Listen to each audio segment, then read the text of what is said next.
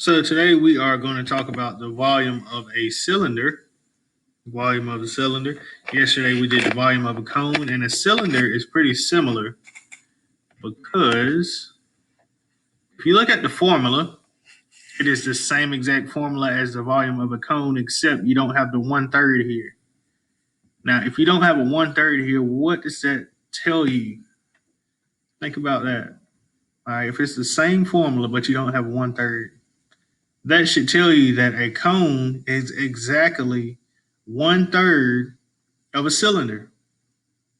So if they have the same radius and the same height, the cone should be exactly 1/3 of that cylinder. All right, so this should be a very easy topic for today since we already did a cylinder. All right, so example, let's say we have a cylinder with a radius of 7 and a height of 8. Okay, our formula is pi. Wait a minute, let me get my pen plugged up there.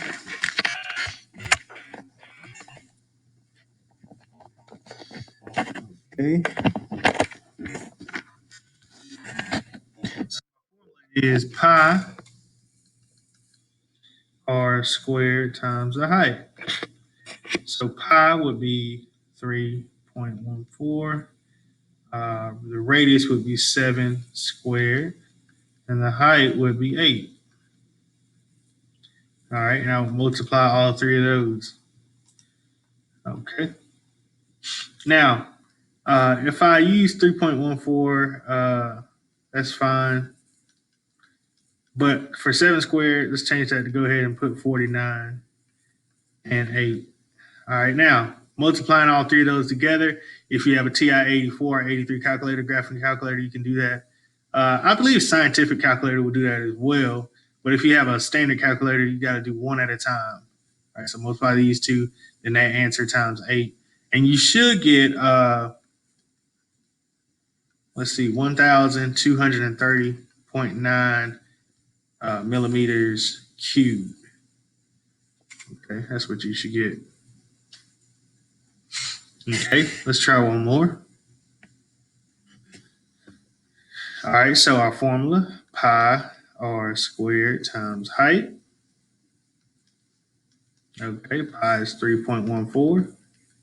The r should be, or the radius should be 1. The height is 10. So this is a very easy one because you just have 1 squared, which is 1. You really don't have to put that in there. You could just say 3.14 times 10, but we'll do it anyway. Okay. And you will get, of course, 31.4. It just moves one decimal place because you're multiplying by 10. All right. And don't forget the meters cubed. Okay. This one is a lot easier since we don't have that 1/3 in front of it. But make sure you know how to identify that a cylinder has the same formula, except don't have a 1/3 because a cone is 1/3 of a cylinder.